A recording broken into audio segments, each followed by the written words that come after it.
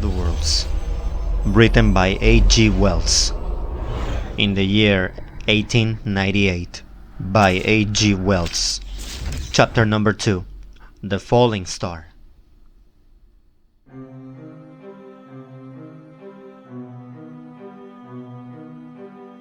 Then came the night of the first falling star. It was seen early in the morning, rushing over Winchester eastward, a line of flame, high in the atmosphere. That is Winchester, W-I-N-C-H-E-S-T-E-R, Winchester. Hundreds must have seen it, and taken it for an ordinary falling star. Albin described it as leaving a greenish streak behind it that glowed for some seconds.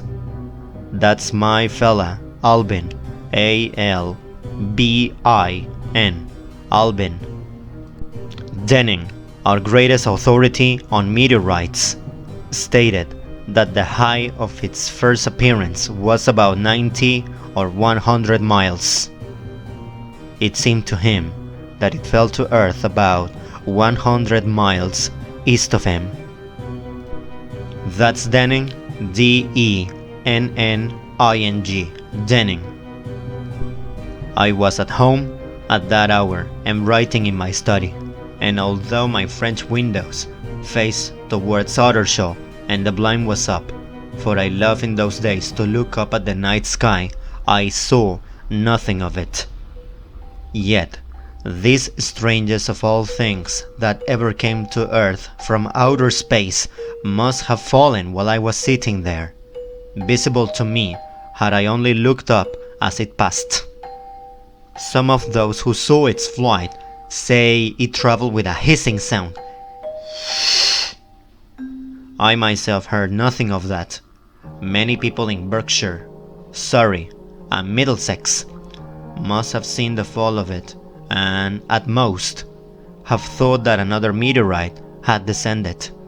No one seems to have troubled to look for the fallen mass that very night. Before we continue, Berkshire, Surrey, and Middlesex. That is Berkshire, B-E-R-K-S-H-I-R-E, Berkshire. That's Surrey, S-U-R-R-E-Y. And last but not least, that's Middlesex, M-I-D-D-L-E-S-E-X, Middlesex. But very early in the morning, poor Ogilvy, who had seen the shooting star and who was persuaded that a meteorite lay somewhere on the common between Horsell, Ottershaw, and Woking, rose early with the idea of finding it. Find it he did, soon after dawn, and not far from the sandpits.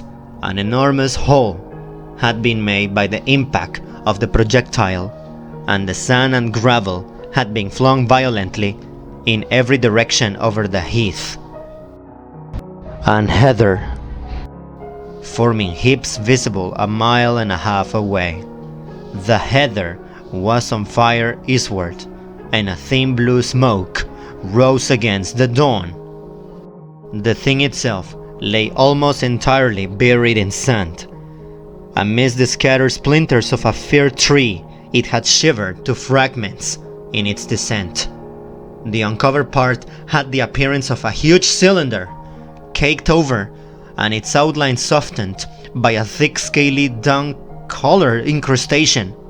It had a diameter of about 30 yards.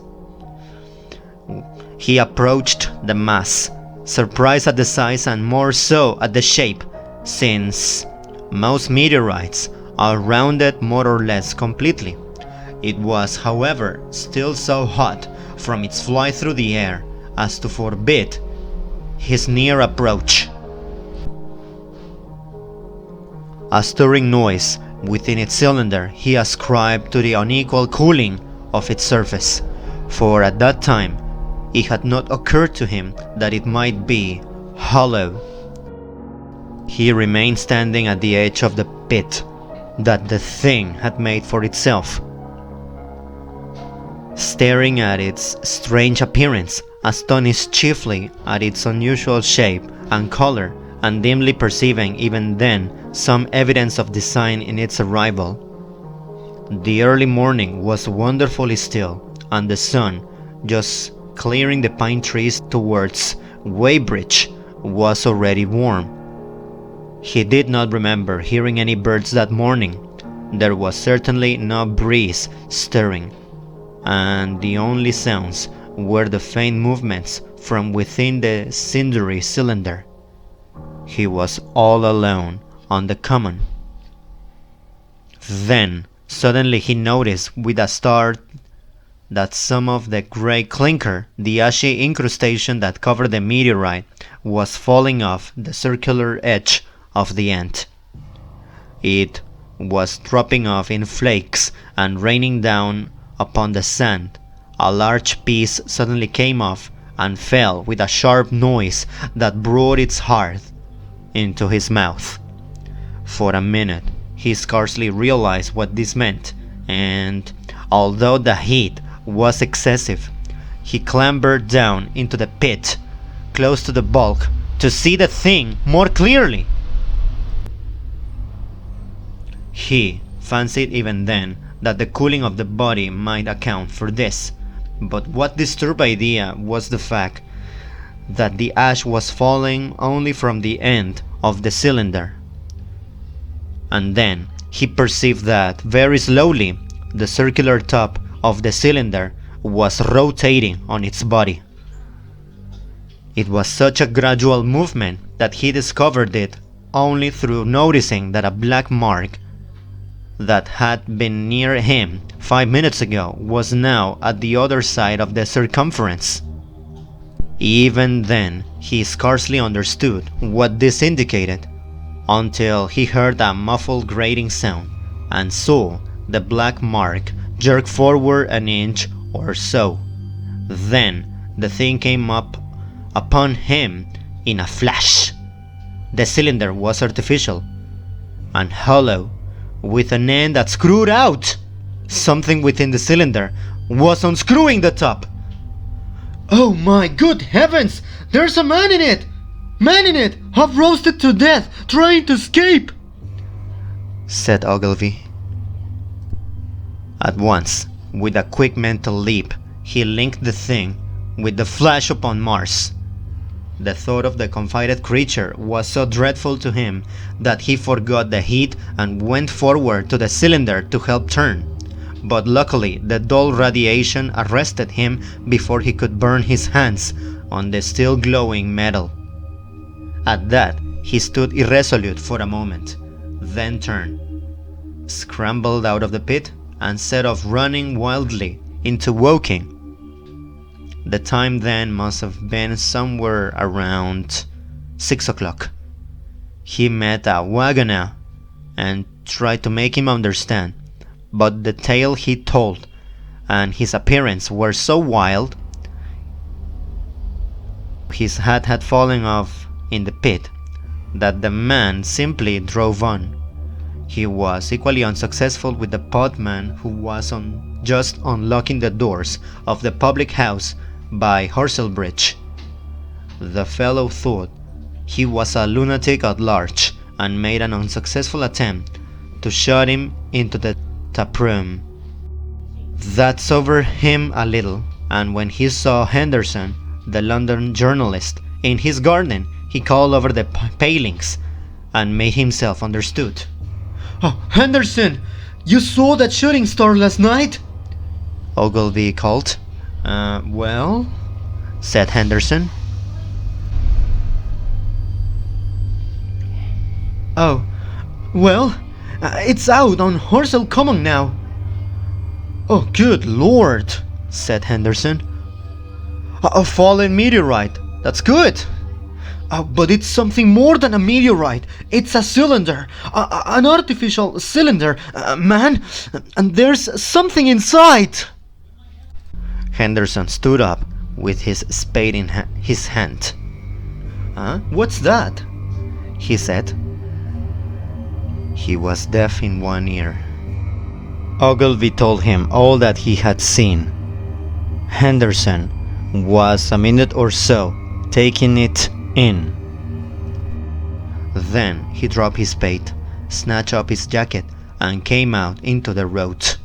The two men hurried back at once to the common and found the cylinder still lying in the same position, but now the sounds inside had ceased, and a thin circle of bright metal showed between the top and the body of the cylinder. Air was either entering or escaping at the rim with a thin, sizzling sound. They listened, rapped on the scaly burned metal with a stick, and, meeting with no response, they both concluded the man or men inside must be insensible or dead. Of course, the two were quite unable to do anything. They shouted consolation and promises and went off back to the town again to get help. One can imagine them covered with sand, excited and disordered, running up the little street in the bright sunlight, just as the shop folks were taking down their shutters and people were opening their bedroom windows. Henderson went into the railway station at once in order to telegraph the news to London. The newspaper articles had prepared men's minds for the reception of the idea. By 8 o'clock, a number of boys and unemployed men had already started for the common to see the dead man from Mars. That was the form the story took. I heard of it first from my newspaper boy about 9:15 when I went out to get my daily chronicle.